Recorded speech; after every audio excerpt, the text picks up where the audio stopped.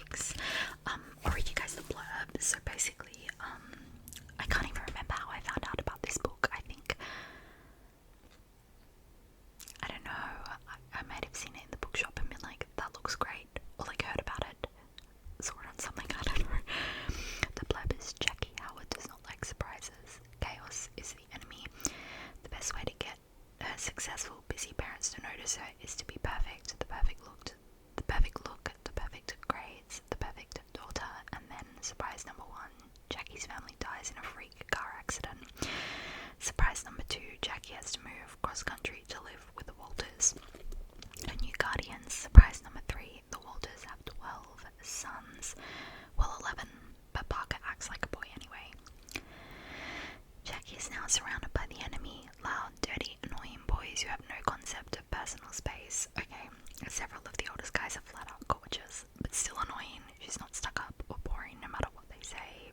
But proving it is another matter. How can she fit in and move on when she needs to keep her parents' memory alive by living up to the promise of perfect? So that's the blurb. I don't know if Ali Novak had any say on the TV show, but if she did, like, girl, you could have made it so much better, because, like, you did not do the book justice. So, it says, in loving memory of my father, whose unbelievable strength still inspires me, Dad, during our last Christmas together, I promised you I would never give up on my dream. Here it is. I think that's so lovely, and it is such a beautiful book. Okay, so tonight I think I'll read the prologue and like the first chapter for you guys. Here's some lovely book sounds.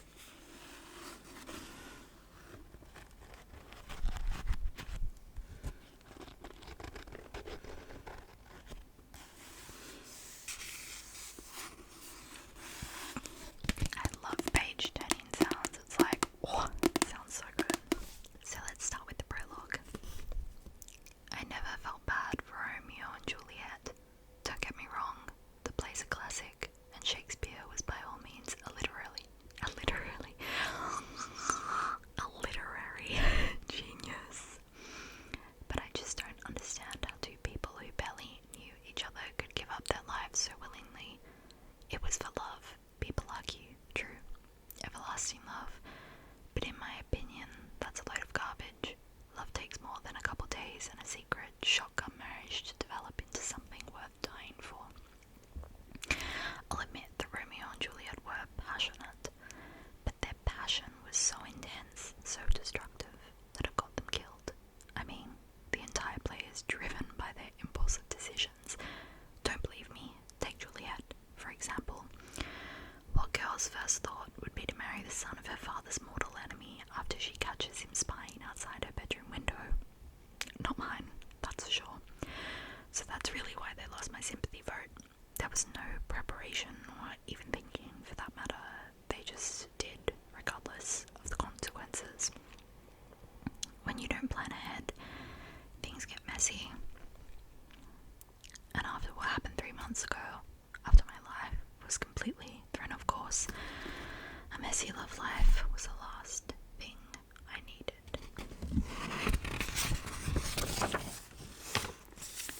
Chapter 1.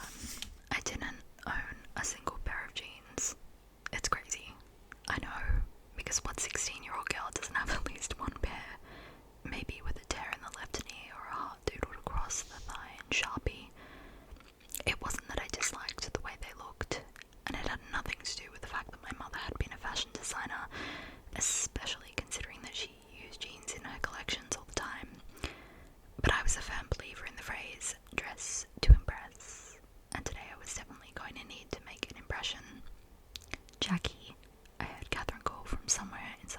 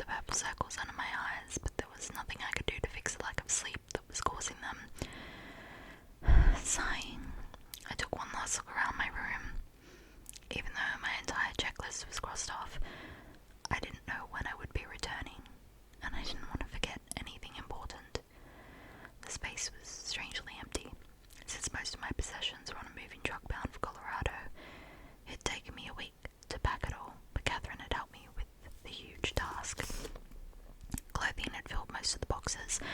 But there were also my collection of Shakespeare plays and the teacups my sister Lucy and I had collected from every country we had ever visited. As I glanced around, I knew I was stalling. With my organisational skills, there was no way I'd forget anything. The real issue was that I didn't want to leave New York. Not one bit. But I didn't have any say in the matter, so with reluctance I grabbed my carry-on. Catherine was waiting for me out in the hall, one small suitcase sitting at her feet. "Have everything?" she asked, and I nodded my head. "Alright, let's get going then." She led the way through the living room and toward the front door, and I trailed slowly behind her, running my hands over the furniture in an attempt to memorize every last detail of my home. It was hard, which was strange considering I'd lived here my entire life. The white sheets thrown over the furniture so dust wouldn't frost the fabric were like solid walls holding my recollections at bay. We stepped out of the apartment in silence, and Catherine paused to lock the door. "Would you like to look after the key?" she asked. I had my own set tucked in my suitcase, but I reached out and took the small silver piece of metal from her hands, unfastening my mother's locket. I let the key slip down in the delicate chain so it could rest against my chest, right next to my heart. We sat on the plane in silence. I was trying hard to forget that I was currently moving further and further away from my home, and I refused to let myself cry. For the first month after the accident, I never left my bed. Then came the day where I miraculously pulled myself out from underneath my comforter and got dressed. Since then, I'd promised myself that I would be strong and composed. I didn't want to go back to that weak, hollow person I'd become, and that wasn't going to change now. Instead, I focused my attention on Catherine as she clenched and unclenched the armrest, her knuckles going white each time she did. I only knew a few things about the woman sitting next to me.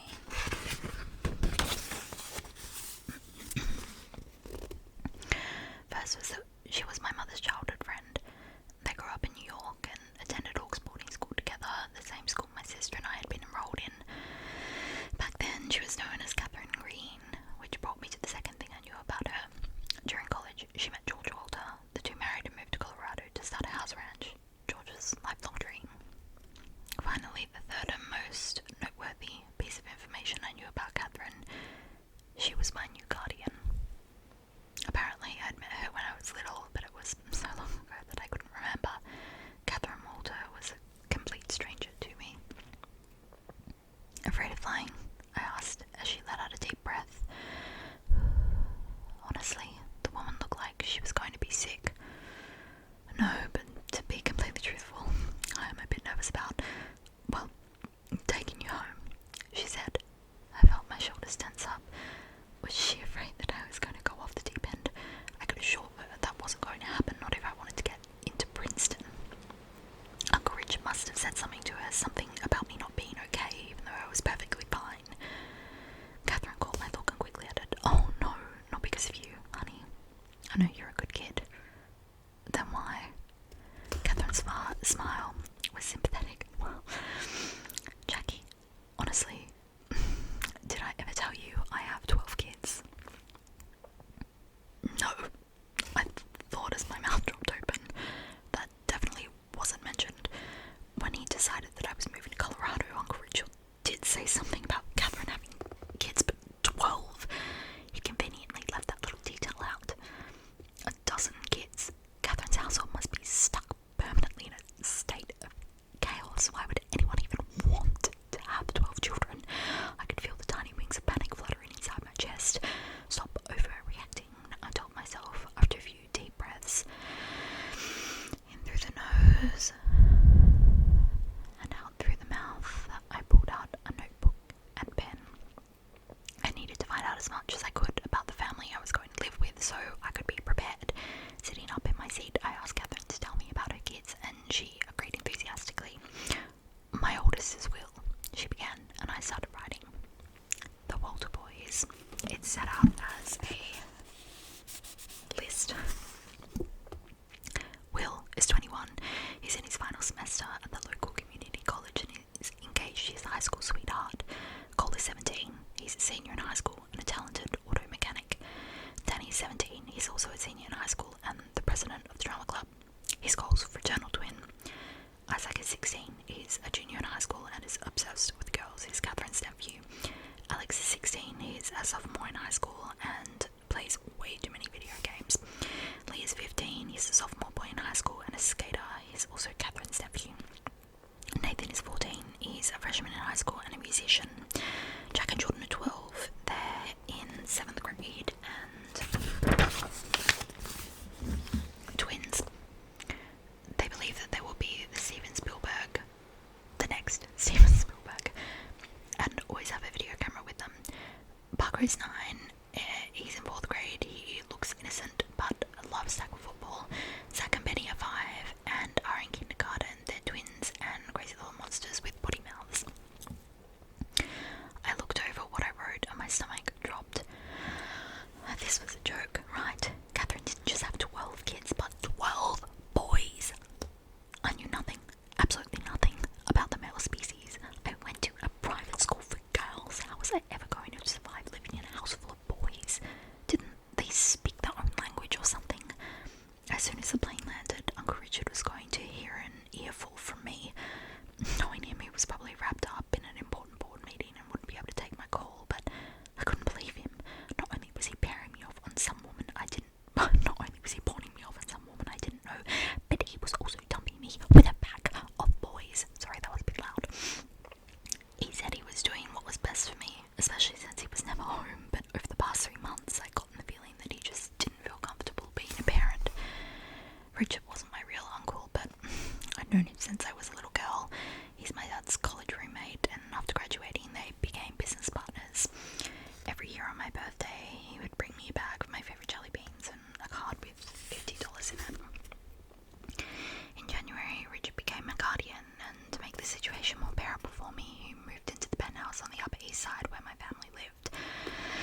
At first it was weird with him in the house, but he kept it to himself. He kept to himself in the spare bedroom, and soon we fell into a comfortable routine.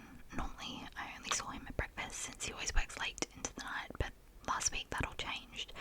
When I came home from school, the dinner table was set with what must have been his best attempt at a home-cooked meal. Then he told me I was moving to Colorado. I don't get why you're making me leave, I told him after 10 minutes of arguing. I explained this already, Jackie, he said, his face pained as if this decision was ripping him away from the only home he'd ever known and not me. Your school therapist is worried about you. She called today because she doesn't think you're coping well. First of all, I never wanted to see that stupid therapist, I argued, slamming my fork on the table. Secondly, how can she even suggest I'm not coping well? My grades are excellent, if not better, than first semester. You've done a fine job in school, Jackie, he said. I could hear the but coming. However, she thinks that you're throwing yourself into your work as a way to avoid facing your problems. My only problem is that she has no clue who I am. Come on, Uncle Richard, you know me. I've always been studious and hardworking. That's what it means to be a Howard. Jackie, you've joined 3 new clubs since the start of the semester. Don't you think you're spreading yourself a bit thin? Did you know that Sarah Yoden received a scholarship to go to study an endangered species of plant in Brazil over the summer? I asked instead. No, but she got to publish her findings in a science magazine. She's also first chair for violin and got to perform in Carnegie Hall. How am I supposed to compete with that? I can't just have good grades if I want to get into Princeton, I told him coolly. My application needs to be impressive. I'm building it up. And I understand that, but I also think a change of scenery might be beneficial for you. The Walters are wonderful people and are happy to take you in. A change of scenery is relaxing on the beach for a week, I exclaimed, rocking out of my seat, leaning over the table. I glared at Uncle Richard. This is cruel. You're sending me across the country. He sighed.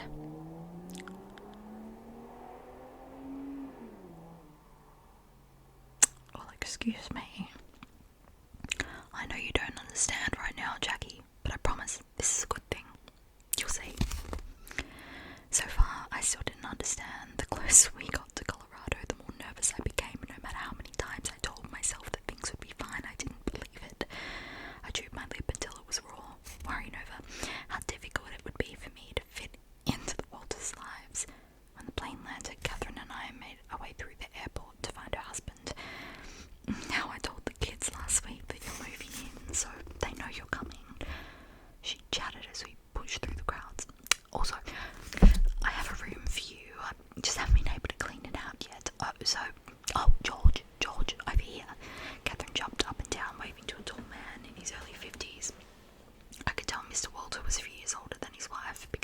Most of his hair and scruff were completely grey, and age lines were starting to streak across his forehead. He was wearing a red and black flannel shirt with ripped jeans, heavy worked boots, and a cowboy hat. When we reached him, he pulled Catherine into a hug and stroked her hair. It reminded me of my parents, and I cringed and turned away. "I missed you," he told her. She pecked him on the cheek. "I missed you too." Pulling away, she turned to me. "George dear," she said, taking his hand.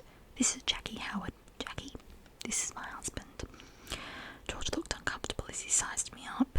After all, how exactly do you greet someone who just lost her entire family? "Nice to meet you.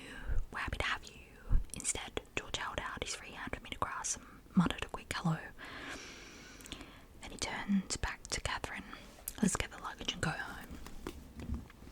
Once all of my suitcases were packed into the bed of the truck, I climbed in the back seat and dug my iPod out of my jacket.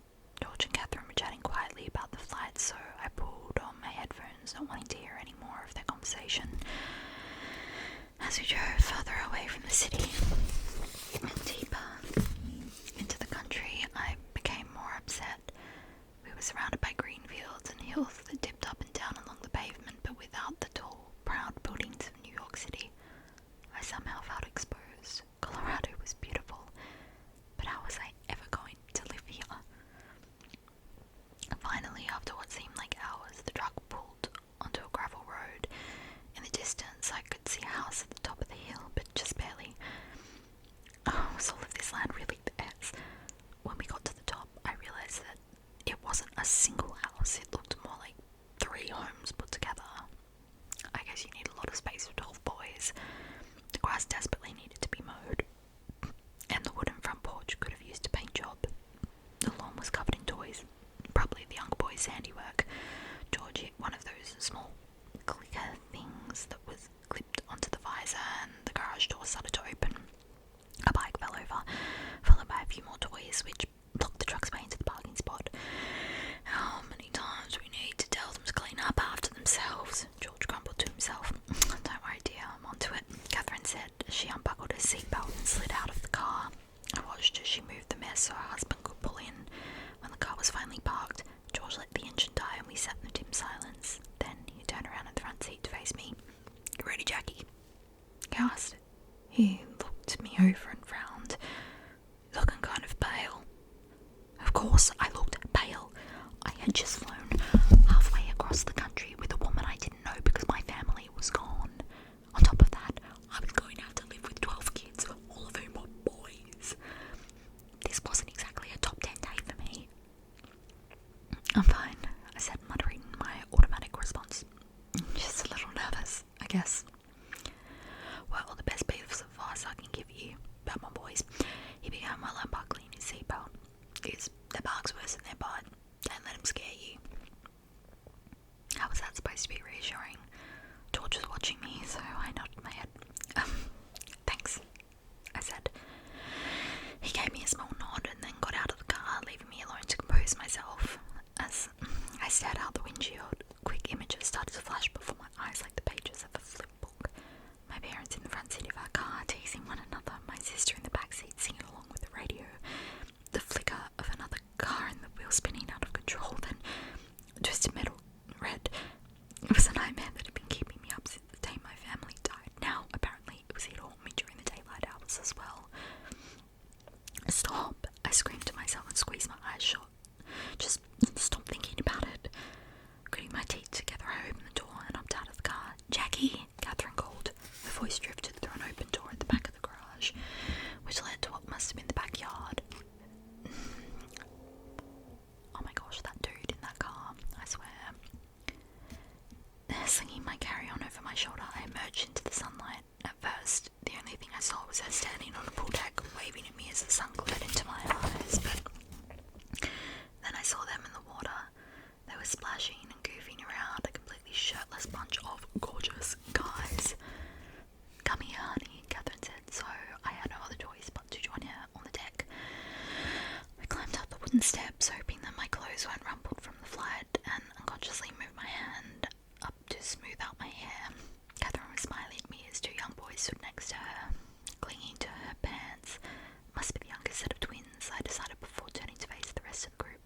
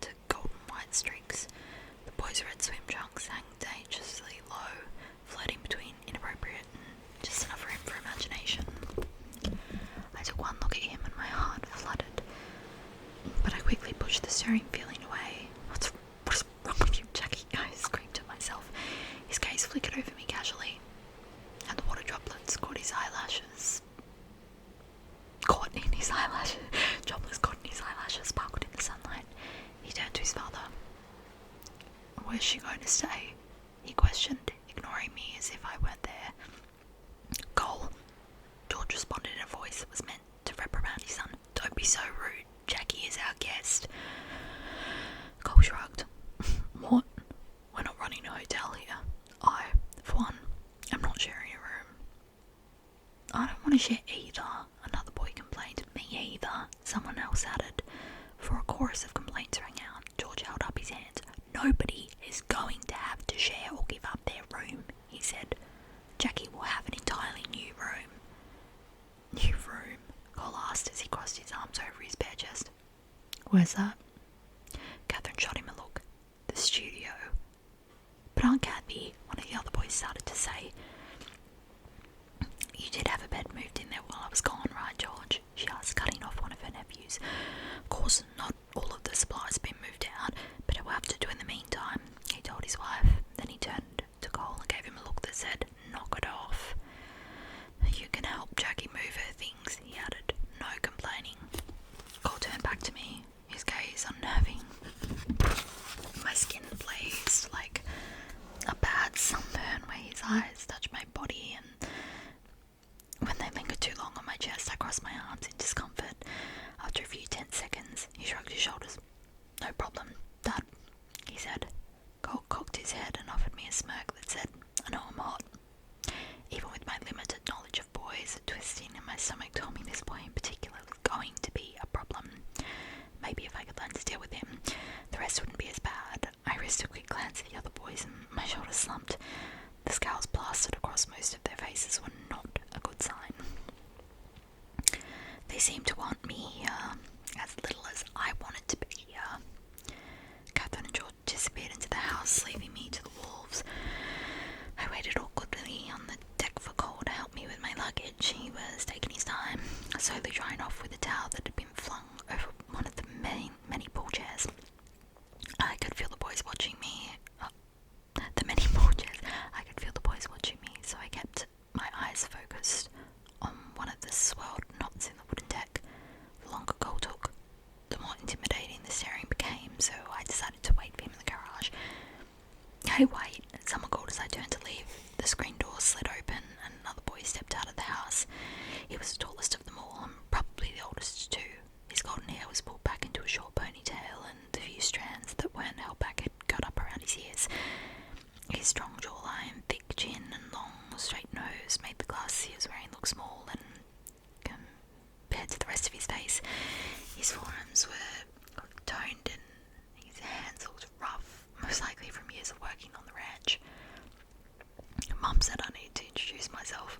He crossed the deck in 3 long strides and held his hand out for me to shake. Hi, I'm Will. Jackie, I said and slipped my hand into his. Will smiled at me and his tight grip crushed my fingers, just like his father's had.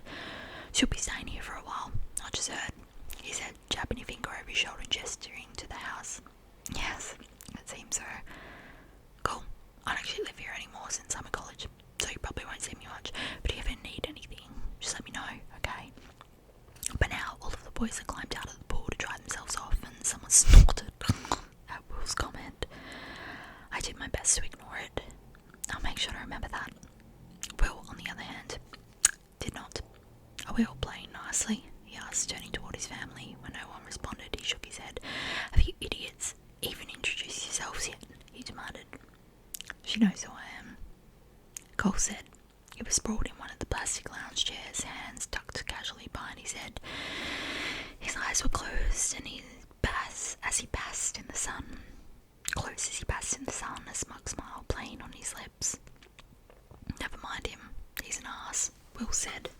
Over here is Danny, the arse's twin. Although there was no mistaking they were brothers, Cole and Danny were far from identical. Danny closely resembled Will, especially in height, but he was much skinnier and his chin was covered in scruff. He looked rougher than Cole, less pretty boy. That's Isaac, my cousin, continued Will, pointing to a boy who stood out due to his midnight black hair. He had the same facial features as the other boys, but was clearly from different parents. This is Alex. A younger-looking version of Cole pushed his way to the front of the group. Since getting out of the pool, he had pulled on a baseball cap, his blonde hair curling over the edges, but he was still without a shirt.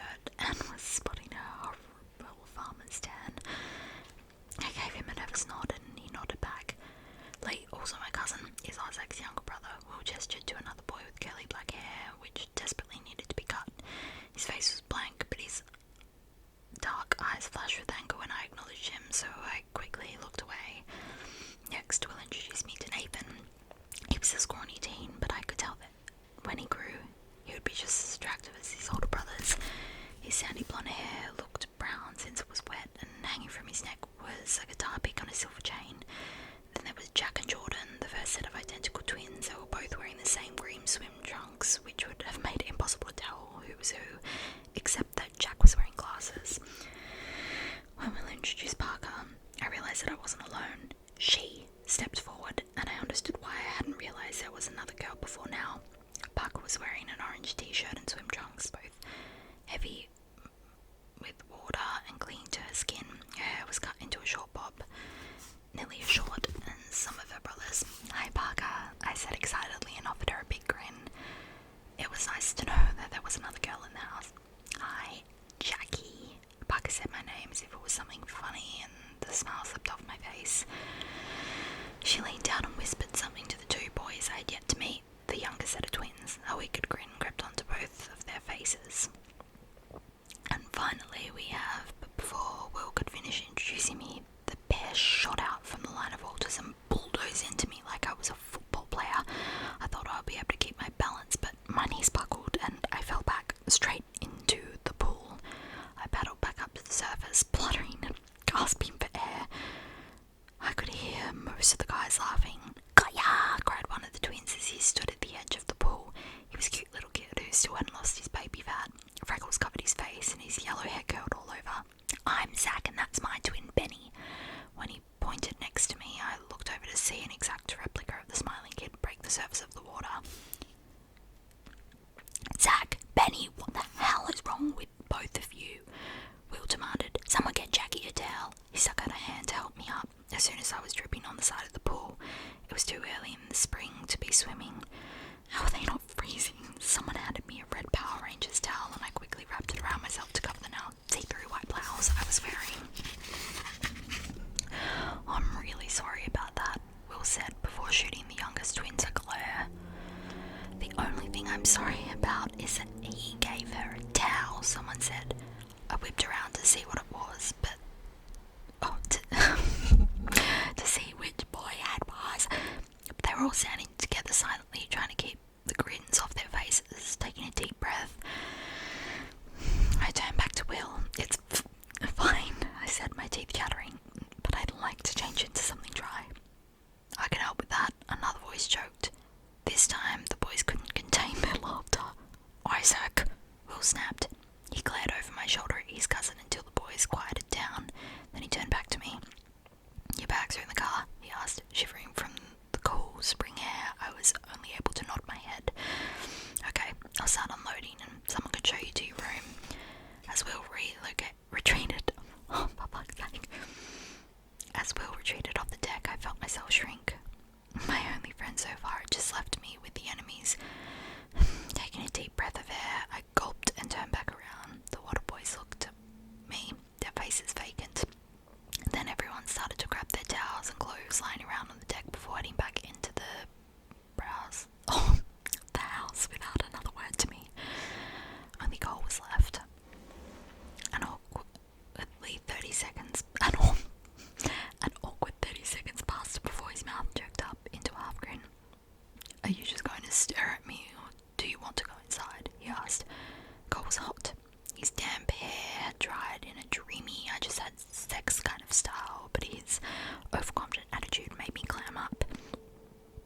"I want to go inside," I mumbled quietly. "After you." He flourished his hands and bowed, taking a deep breath. I gazed up at my new home, with its yellow shutters and rude additions that must have been added onto the house with each new Walter child. It was nothing like the penthouse back in New York. Throwing one last glance at Cole, I sucked in a mouthful of air into my lungs and stepped inside. This might be where I have to live, and I'm going to try to make the best of it, I thought. But it will never be my home. And that is prologue and chapter 1 done. Thanks for reading with me, guys. It's really funny because in the TV show, the dog just shakes water on her, and the boys don't push her into the pool, which I was really sad about because that's like the best bit when they push her into the pool, and it's just like, no, so much drama. And all the boys saying everything. I just think the TV show didn't do that entire scene like any justice, but